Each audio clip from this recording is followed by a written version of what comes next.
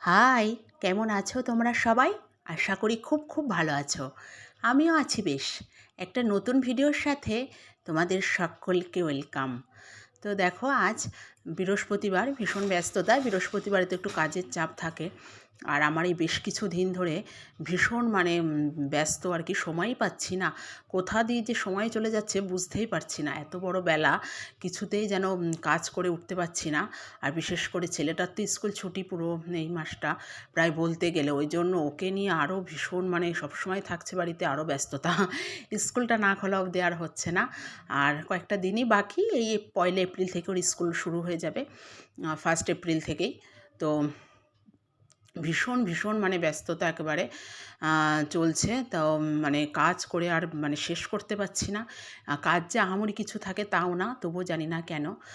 তো দেখো, সকালবেলায় দেখলে বেড টেড ক্লিন করে নিলাম, তারপরে রুটি করে নিলাম, নিয়ে সরাসরি চলে এসেছি রান্নাঘরে। আর তোমরা তো জানোই কোনো কিছু সবজিপাতি আমার কাটতে হয় না, সব মাই কেটে কুটে দেয়। তারপরে ভেন্ডি ভেজে নিলাম, আর এখানে করবো শুক্তো। এটা খুব সুন্দর, আর এই গরমে একটু তিতো টক এগুলোই ভালো লাগে। যেহেতু টকটা আমি অত পছন্দ করি না, অতকে একদমই খেতে পারি না, কিন্তু তিতো ভীষণ ভালো লাগে। এটা উচ্ছে, সজনে ডাঁটা, আলু, পেঁপে, বেগুন সব কিছু দিয়ে, কাঁচকলাটা নেই, শুক্তো হবে একটা। আর এটা একদম অনুষ্ঠান বাড়ির মতো হয় দেখলে। দুধ দিয়ে দিলাম, একটু দুধ টুধ দিয়ে করি। আর বড়ি বড়ি দিয়ে ভীষণ ভালো লাগে, বড়ি সজনে ডাঁটা দিয়ে। সর্ষে বাটা দিই, নামানোর আগে একটু আদা গম আর রাঁধুনি বাটনা দিই। হ্যাঁ, সবটা দিয়ে এটা পুরো মার কাছেই সবটা শেখা। করে করি। আমার অত ভালো হয় না, মার আরও সুন্দর টেস্ট আসে, কিন্তু ভালো লাগে। আর এই গরমে শুক্তো টুক্তো তো ভীষণ প্রিয়, খুব ভালোবাসি খেতে। প্রত্যেকেই আমরা খাই। তো শুক্তো হলো, আর ওপাশে রয়েছিলাম একটু পুঁই মিচুরি। ভালো লাগে না অতটা খেতে, কিন্তু রয়েছে, এখন খেতে হবে, কিছু করার নেই। তবু আজকে বেশ টেস্ট হয়েছিল খেতে আর কি। আর এখানে হচ্ছিল মোচা, এটাও নিরামিষ। আরও এই কদিন একটু নিরামিষই করবো, কেননা আজকে হলো বাসন্তী পুজোর অষ্টমী, অন্নপূর্ণা পুজো। তো আজকে নিরামিষ হবে, আগামীকাল রামনবমী, সেদিনও নিরামিষ হবে। তো এখন কয়েকদিন একটু চলবে নিরামিষ, সে নিরামিষই খাবো।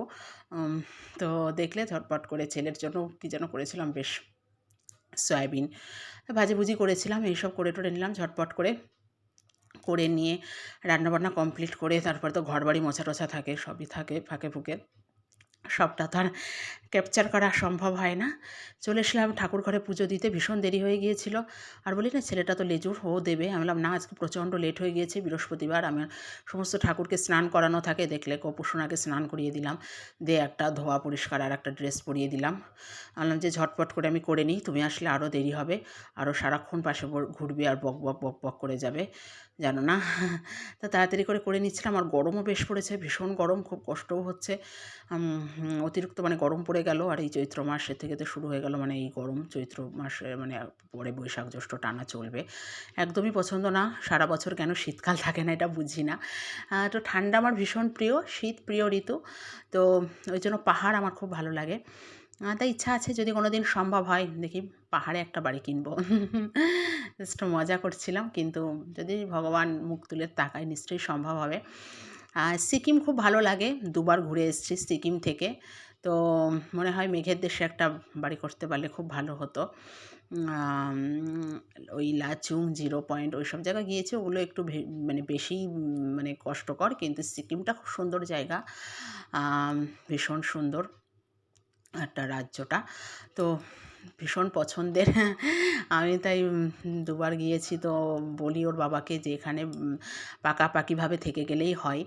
আর বলে যে থাকো তুমি। তো দেখি যদি কোনো দিন পসিবল হয়, কোনো দিন ভগবান সম্ভব করে, তো চলে যাব এরকম পাহাড়ি দেশে, একটা বাড়ি বানাবো, বুঝলে।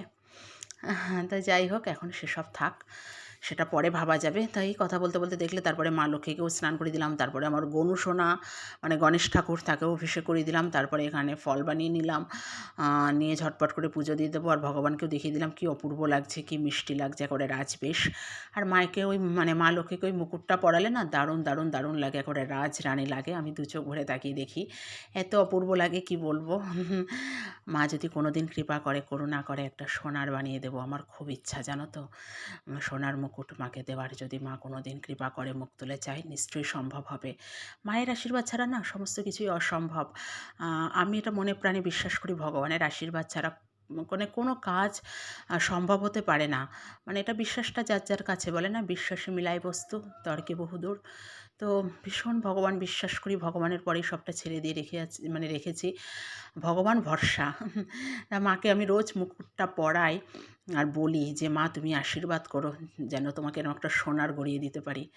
এই গণেশ ঠাকুরের মাথায় আর মা লক্ষ্মীর মাথায় যে মুকুট দুটো দেখো, এটা নৈহাটিতে বড় মার ওখানে পুজো দিতে গিয়েছিলাম। দেখে একটা দোকানে বিক্রি হচ্ছিল, প্রচুর ছিল।